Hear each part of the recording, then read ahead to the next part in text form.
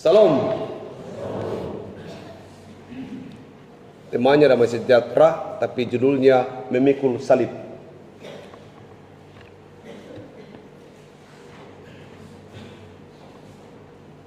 Damai sejahtera Tuhan dan sejahtera dunia. Ada kompetisi untuk menggambarkan bagaimana itu keadaan yang disebut dengan damai sejahtera dalam sebuah bentuk lukisan.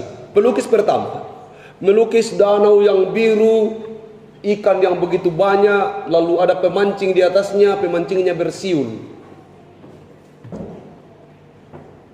dalam keadaan yang begitu tenang. Itu lukisan pertama. Lukisan kedua, dia menggambar gunung yang hijau, udara yang kelihatan sejuk, ada sawah, ada sungai, dan petani sedang potong padi dalam keadaan yang begitu bahagia. Lukisan yang kedua, seseorang menggambar burung pipit, di mulutnya membawa sebutir padi. Di samping kiri kanannya ada badai yang sangat besar. Lalu kemudian dari kompetisi itu dimenangkan oleh lukisan yang ketiga, bahwa damai sejahtera itu adalah seperti itu. Di tengah keadaan penuh dengan badai, ada sukacita karena terus di mulutnya ada jaminan berkat Tuhan. Tentu kita setuju dengan lukisan yang ketiga kalau itu yang menjadi juaranya. Kenapa demikian Bapak Ibu? Karena sungguhnya saya dan saudara tidak akan pernah merasa damai sejahtera kalau kita menganggap bahwa damai sejahtera itu adalah tanpa masalah dan tanpa pergumulan. Orang mengartikan damai sejahtera itu berbeda-beda. Ada yang merasa bahwa damai sejahtera itu akan didapatkan di luar sana. Damai sejahtera itu akan berjumpa dengan dirinya kalau harta benda cukup. Damai sejahtera itu kalau jabatan dan pekerjaan jelas. Damai sejahtera itu kalau A dan B dalam kehidupan ini ada. Pada sesungguhnya damai sejahtera itu tidak ditentukan oleh situasi di luar dari diri kita. Tapi damai sejahtera itu ku tinggalkan padamu. Siapa yang hidup dalam damai sejahtera? Kalau damai sejahtera bacaan kita kali ini sebenarnya jawaban dari damai sejahtera yang sudah disampaikan oleh malaikat pada saat Yesus lahir. Hari ini telah lahir bagimu yaitu Kristus Tuhan di kota Daud. Damai sejahtera bagi orang yang berkenan kepadanya. Jadi hanya orang yang berkenan kepada Tuhanlah yang bisa merasakan damai sejahtera. Apa kunci damai sejahtera itu? Sekali lagi, saya ulangi, kunci damai sejahtera itu ada di hati. Dalam sebuah cerita mitologi, katanya, pada saat Tuhan memerintahkan membagikan damai sejahtera, ada 3 orang malaikat disuruh. Ini damai sejahtera, kira-kira tempat di mana yang paling cocok? Yang pertama, pergi ke ujung langit menempatkan damai sejahtera di ujung langit. Yang kedua, pergi ke ujung bumi paling dalam dan menempatkan damai sejahtera yang paling dalam. Lalu kemudian manusia bergumul, bagaimana meraih damai sejahtera yang ada di ujung langit? Terlalu sulit rasanya, sehingga damai sejahtera tidak akan ada dan tidak pernah dialami. Demikian juga ketika damai sejahtera diletakkan oleh malaikat yang kedua di bawah dasar bumi, tentu tidak gampang untuk menyelam mendapatkan damai sejahtera itu. Malaikat yang ketiga mengambil keputusan berbeda. Dia meletakkan damai sejahtera di hati kita. Damai sejahtera itu bukan karena lingkungan di mana Anda berada, tapi hati Anda, hati kita. Kalau hati kita ini damai sejahtera, maka semua menjadi nikmat. Tapi bagaimana menemukan damai sejahtera itu? Apakah Bapak Ibu sedang damai sejahtera sekarang? Tentu kita akan merasa bahwa kita damai sejahtera. Tapi sesungguhnya damai sejahtera itu bukan ditentukan ketika kita ada duduk di sini. Tapi damai sejahtera itu kuncinya satu. Hidup kudus. Orang hanya akan damai kalau dia merasa hidupnya ini benar. Orang akan merasa damai kalau dia tahu bahwa hidupnya kudus. Tapi mereka yang hidupnya tidak kudus tidak akan pernah tentram, tidak akan pernah tidur dengan baik. Mereka yang merasa bahwa hidupnya tidak baik hubungannya dengan Tuhan dan sesama tidak akan menikmati damai sejahtera itu. Damai sejahtera itu bukan karena di rumah kita ada banyak hal.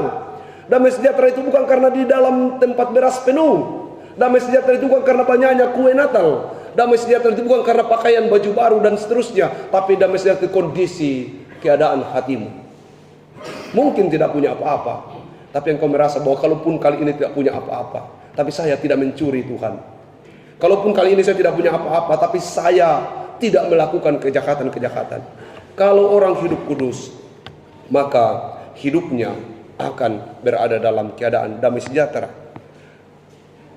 Damai sejahtera itu keadaan dalam hati, bukan situasi di luar dari kita. Banyak orang yang sedang mencari damai sejahtera di luar sana, berpikir bahwa dengan pekerjaan yang baik dia akan damai sejahtera, berpikir bahwa dengan harta benda, berpikir dengan kebun yang banyak, berpikir dengan banyak hal, itu juga tentu tidak salah. Tetapi dia bukanlah alasan untuk kemudian damai sejahtera. Damai sejahtera itu hati di mana kita sudah tahu bahwa kita hidup dalam kekudusan.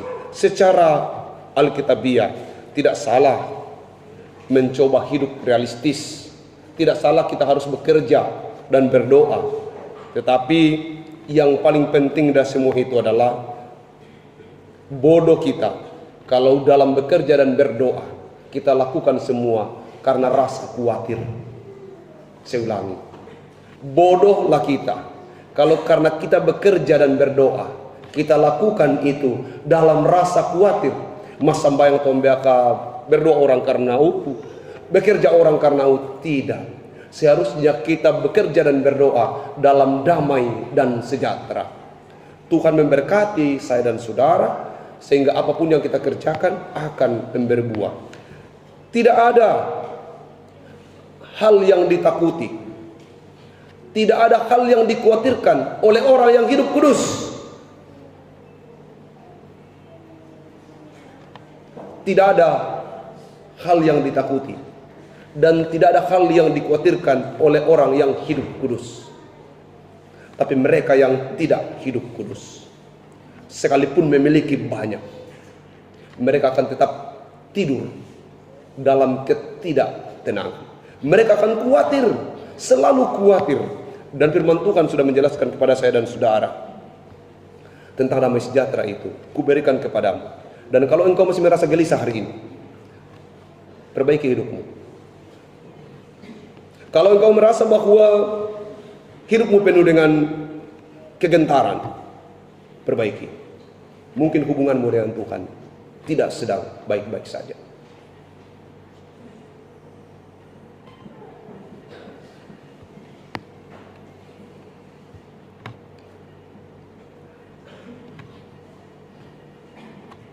Firman Tuhan menjadi kunci untuk saya dan saudara. Damai sejahtera itu adalah ketika saya dan saudara memberi diri untuk memikul salib.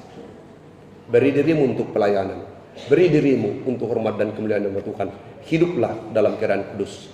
Kalau kita memikul salib, maka itulah sejahtera yang sesungguhnya. Kalau kita harus begadang, kalau kita harus habiskan banyak hal untuk kemuliaan Tuhan, itu bukan hukuman, itu adalah proses di mana kita menemukan damai sejahtera yang sesungguhnya, yaitu memikul salib. Harus senam, 3 bulan latihan senam, 5 menit ditampilkan. Belum tahu siapa juara, tapi kayaknya level 3 lebih menguasai panggung. Itu informasi dari panitia, benar atau tidak. Tapi kita harus damai sejahtera. Kalaupun harus juara 4 dari 5 peserta, itu juga damai sejahtera. Karena sungguhnya damai sejahtera itu kemarin waktu ibu-ibu tampil, bukan tanggal 2 ketika pengumuman diumumkan. Sejahteranya itu sudah kita nikmati kemarin. Dan tentu kita berharap bahwa sejahtera itu tidak temporary, tidak sementara. tapi sejahtera itu akan menjiwai kehidupan kita seterusnya, bahwa kita pernah menari untuk Tuhan, kita pernah gobak sodor, main kasti, dan seterusnya. Bagian dari gambaran kita memuji dan memuliakan Tuhan. Banyak yang menari di luar sana, tapi tidak memuliakan Tuhan. Kalau kemarin itu saya yakinkan lagunya, lagu Natal semua. 1 Tesalonika 5 ayat 23. Semoga damai sejahtera Allah menguduskan kamu seluruhnya, dan semoga roh, jiwa, dan tubuhmu terpelihara sempurna dan dengan tak bercacat sampai kedatangan Tuhan kita. Damai sejahtera itu hanya ditemukan oleh orang yang hidup kudus. Dan terakhir, sekarang perhatikan firman Tuhan ini. Kebahagiaan akan terus berlimpah seperti gelombang-gelombang laut yang tidak pernah berhenti bagi orang yang hidup kudus. Yesaya 48 ayat 18. Kalau Tuhan adalah penolongku, aku tidak akan takut. Apa yang dapat dilakukan manusia terhadap aku? Ibrani 13 ayat 6.